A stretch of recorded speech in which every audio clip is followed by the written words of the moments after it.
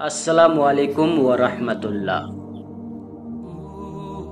12 রবিউল আউয়াল, এক দিনে দুই ইতিহাস। এই দুই ইতিহাস জানার পর আপনার পাথর অন্তরও মোমে পরিণত হয়ে যাবে। যদি আপনি রাসূল সাল্লাল্লাহু আলাইহি ওয়াসাল্লামকে ভালোবাসে থাকেন, তাই আপনার কাছে অনুরোধ রইল, ভিডিওটি শুরু থেকে শেষ পর্যন্ত দেখতে থাকুন। ইনশাআল্লাহ এই ভিডিওটি দেখে আপনি অনেক উপকারিতা হবেন।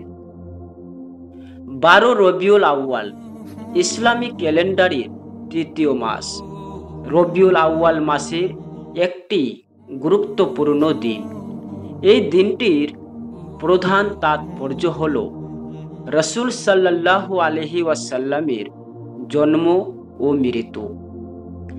ইসলামের ইতিহাসে সবচেয়ে গুরুত্বপূর্ণ দুটি ঘটনা। এই দুটি ঘটনা একই দিনে 12 রবিউল আউয়াল তারিখে সংঘটিত হয়েছিল বলে মুসলিম বিশ্বে এই দিনটি একই সাথে আনন্দ ও শোকের দিন হিসেবে পালিত হয়।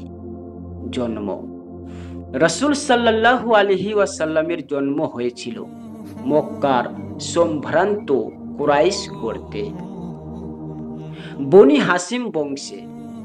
বেশিরভাগ ঐতিহাসিকদের মতে তার জন্ম তারিখ ছিল 12 রবিউল আউয়াল, সোমবার, যা 570 বা 71 খ্রিস্টাব্দের 20 এপ্রিলের কাছাকাছি সময়ে পড়ে। তার জন্মের আগেই পিতা আব্দুল্লাহ ইন্তেকাল করেন। জন্মের পর তিনি তার দাদা আব্দুল মুত্তালিবের কাছে বড় হতে থাকেন। তার জন্মের সময় আরবে গোত্রীয় কলহ, কুসংস্কার এবং মূর্তি পূজা ব্যাপকভাবে প্রচলিত ছিল। এই অন্ধকার সময়ে মহানবীর আগমনকে একটি নতুন ভোরের আগমন হিসেবে দেখা হয়। মৃত্যু: রাসূল সাল্লাল্লাহু আলাইহি ওয়াসাল্লামের ইন্তেকালও 12 রবিউল আউয়াল সোমবার 632 খ্রিস্টাব্দে হয়েছিল। জীবনের শেষ দিকে তিনি গুরুতর অসুস্থ হয়ে পড়েন এবং অবশেষে মদিনায় তার স্ত্রী আয়েশা রাদিয়াল্লাহু আনহার ঘরে ইন্তেকাল করেন।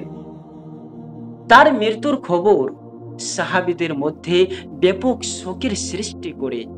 বিশেষত হযরতে উমর রাদিয়াল্লাহু আনহু এই খবরকে প্রথমে বিশ্বাস করতে পারেননি। পরে হযরত আবু বকর রাদিয়াল্লাহু আনহু এক ঐতিহাসিক ভাষণে বলেন, যারা মুহাম্মাদের পূজা করত তারা জেনে রেখো মুহাম্মদ ইন্তেকাল করেছেন, আর যারা আল্লাহর ইবাদত করত তারা জেনে রাখো আল্লাহ চিরঞ্জীব। এই উক্তি মুসলিমদের শোককে সাহসিকতায় এবং ঈমানকে দৃঢ়তায় রূপান্তরিত করে।